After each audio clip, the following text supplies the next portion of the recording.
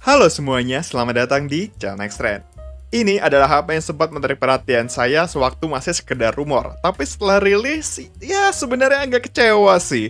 Banyak banget yang hilang dibandingkan pendahulunya, tapi setelah dicoba-coba kok rasanya ini yang paling oke ya di kelasnya. Kenapa? Bersama saya Bagus, ini adalah review dari Samsung Galaxy A73 5G. Dalam kotak pembeliannya, kita akan mendapat stiker IMEI, HP-nya, SIM card ejector, surat-surat berharga, dan kabel USB C-to-C. Seperti yang banyak dibahas sebelumnya, nggak ada travel adapter ya. Ada satu hal yang cukup menarik dari desain Samsung Galaxy A73 5G ini. Memang sih sama kayak generasi sebelumnya ya. Tapi Samsung itu menerapkan filosofi ini juga ke sejumlah produk baru mereka di tahun 2021 dan 2022. Hal paling pertama yang saya sadari adalah Samsung itu sangat meminimalkan yang namanya sudut-sudut tajam yang membuat HP ini jadi lebih nyaman digenggam. Alih-alih mengikuti tren frame atau samping yang datar, Samsung Galaxy A73 5G dan sejumlah A-series lainnya itu masih memiliki sedikit lengkungan di bagian samping. Bahkan, bagian kamera masih dipertahankan dengan desain unibody tanpa desain patahan 90 derajat seperti HP pada umumnya.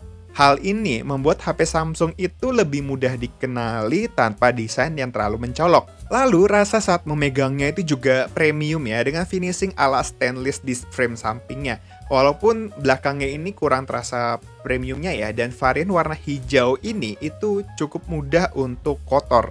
Tapi finishing matte membuat bekas sidik jari itu nggak mudah menempel.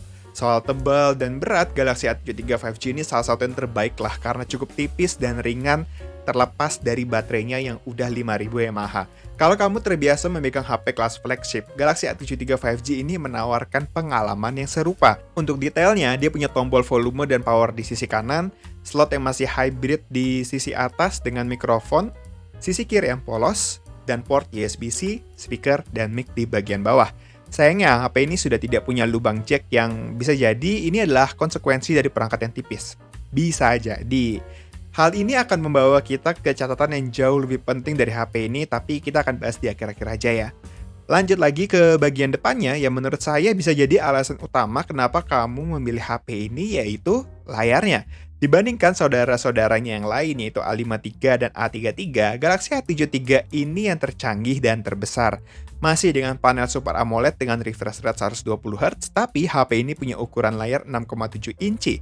Bagi yang tangannya besar kayak saya, ukuran ini terasa ideal dan cocok untuk berbagai skenario penggunaan ala saya tentunya, yaitu seorang jurnalis yang terbiasa kerja segala secara mobile di mana saja dan kapan saja. Mulai dari industri CMS, ngedit karusel di Canva, bikin video shorts di CapCut, sampai mengurus berbagai macam sosial media.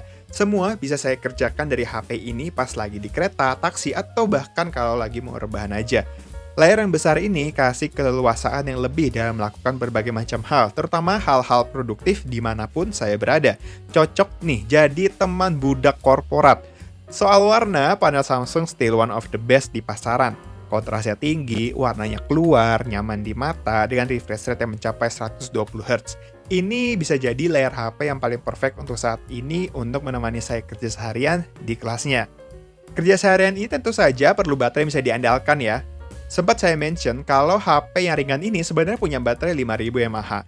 Dulu ini besar, tapi sekarang sepertinya sudah rata-rata ya. Ketika HP ini saya pakai untuk aktivitas harian, termasuk dalam proses pembuatan konten dan meeting online, Galaxy A73 5G ini bisa bertahan seharian dengan screen on time di atas 5 jam. Ini udah bagus, walaupun saya sebenarnya berharap lebih dari baterai sebesar ini. Dalam pengujian yang saya lakukan, baterai Galaxy A73 5G bisa menghabiskan baterai sebesar 10% ketika nonton YouTube selama 60 menit, lalu 3% untuk mendengarkan musik dengan TWS Bluetooth selama 60 menit, dan 9% untuk bermain game COD Mobile selama 30 menit. Ini angka yang bagus sebenarnya, ya setidaknya masih bisa dipakai seharian lalu dicas di malam hari atau pagi hari. Soal charger ini juga sih yang bisa jadi catatan sebelum membeli HP ini. Dan kotak pembeliannya kita tuh nggak dapat yang namanya adaptor. Walaupun HP ini mendukung pengisian daya 25 watt. Tapi karena saya tidak mau keluar uang untuk membeli charger original Samsung yang harganya hampir 300.000 itu, saya di sini menggunakan charger pihak ketiga dengan kabel bawaan dari Samsung. Hasilnya, untuk mengisi daya dari 10% sampai 100% itu butuh waktu sekitar 93 menit.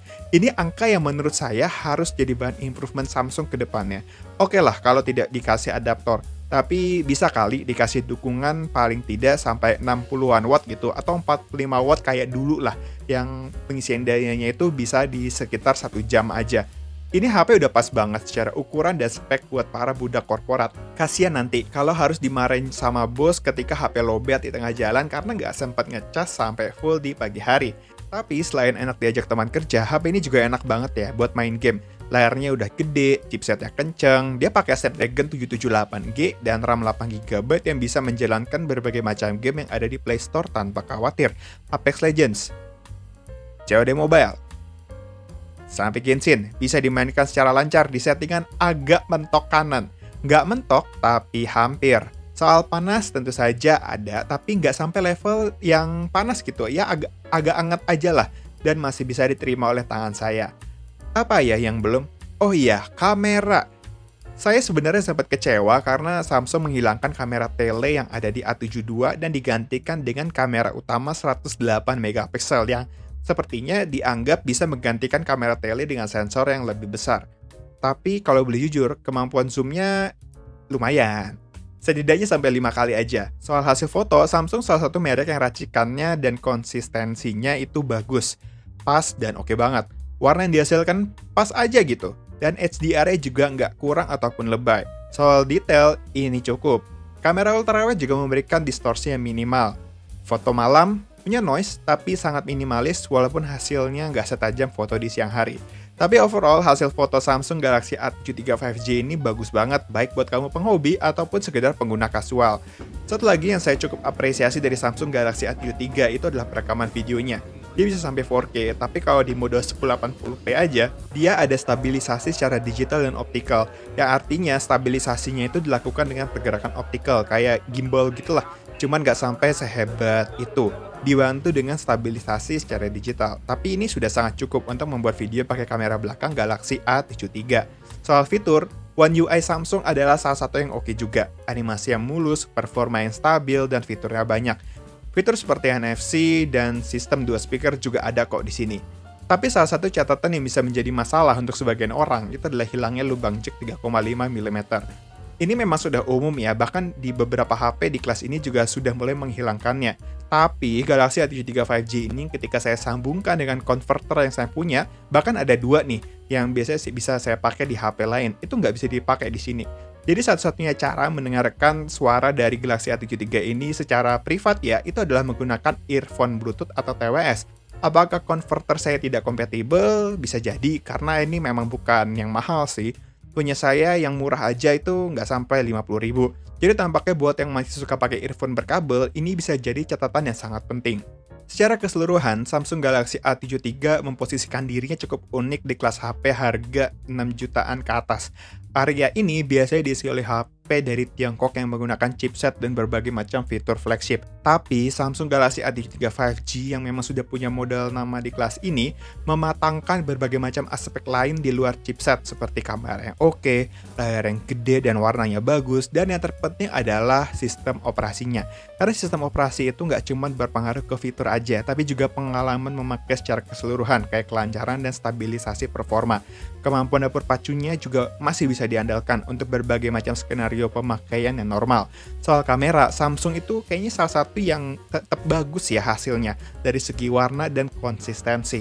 Walaupun soal charger dan lubang jack ini bisa jadi hal yang harus kalian pertimbangkan sepertinya sebelum membeli HP ini.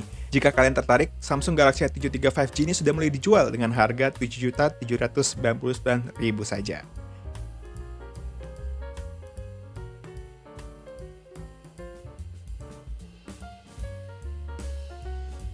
Sekian dari Bagus, jangan lupa untuk like dan share video ini. Tulis juga di kolom komentar pendapat kalian soal video ini. Follow semua sosial media Nextrend yang ada di deskripsi. Kunjungi juga situs nextrend.com untuk update berita teknologi terkini.